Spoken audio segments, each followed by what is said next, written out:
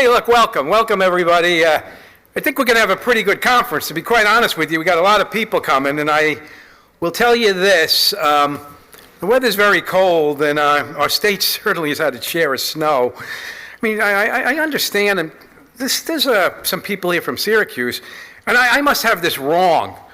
I read that you guys have gotten like over 10 feet of snow. That's not possible. Very much? I'm glad you're here. I wouldn't have expected to see you. But you know what? A lot of warm hearts here today, and I think that overcomes the cold.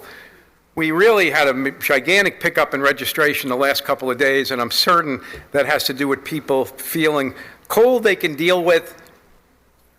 Snow is another story altogether. So thank you for being here. We have a bunch of superb speakers and panelists, and we can dream about the spring and summer. Not about the petitions that begin on February 24th, but for the spring and summer. Hey, look, as always, a great deal goes into putting this event together. Jason McGuire chaired the team.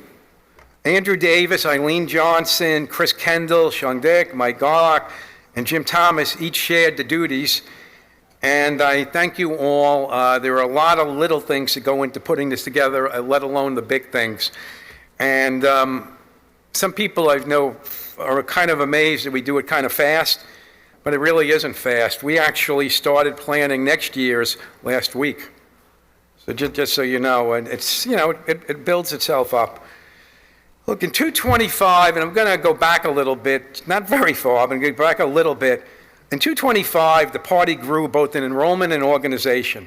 It's just a fact.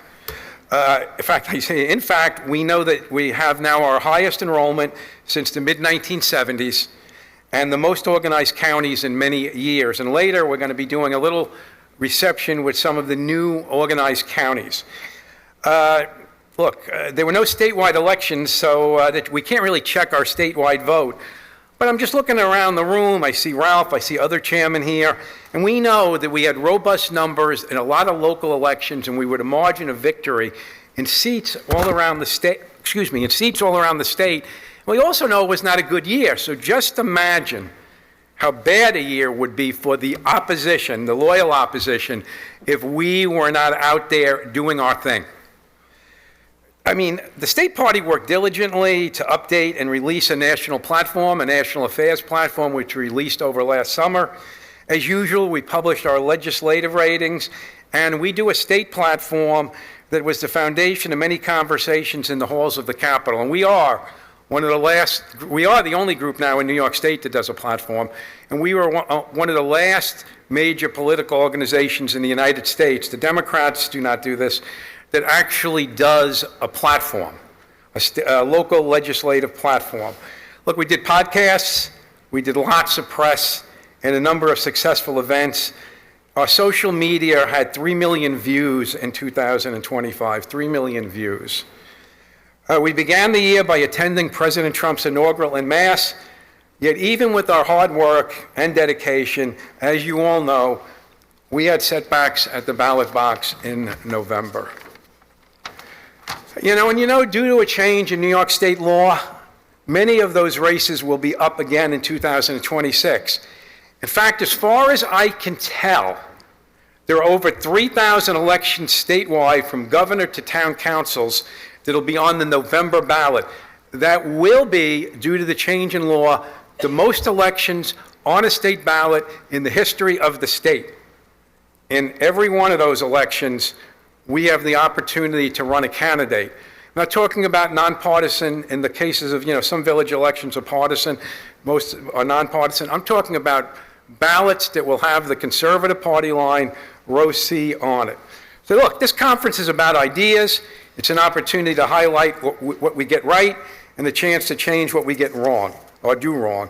It's our first opportunity in 226 to strengthen our organization and really expand our reach. It's a way to fine-tune our arguments and better communicate our mission to make New York State the best place to live, work, and raise a family. And yes, we're staying. Hochul and Cuomo may want us to leave. They might want to tell everybody when we leave it's because of the weather. But no, we're here despite the weather, and we're conservatives that are fighting for our communities to overcome the mischief that's being created in Albany and the destruction of a good city that's being done in New York City, and frankly, possibly in Buffalo too. It is all of the above, and it's really the understanding that as a political party we need to win. The reality is that liberals and their ever-growing socialist democratic friends see things differently from us, I mean really different, and will use this year to see us go away. Minimum vote we need to get is 130,000, probably 280,000 to remain on column C, based on the encroachment and growing nature of the Working Families Party. Statistical facts under the law of New York State. But look, we're all New Yorkers, and like I said, despite the efforts of Cuomo and Hochul telling us that we're not welcome here, we're here to stay and we're here to fight. You wouldn't come here. I would normally say you'd want to be in Miami, but Miami was like 35 degrees. But you wouldn't want to be here. You'd want to be somewhere else this weekend. Look, like I said, you didn't come to Albany for the weather, this weekend for the weather. You came to re-sign up for the battle.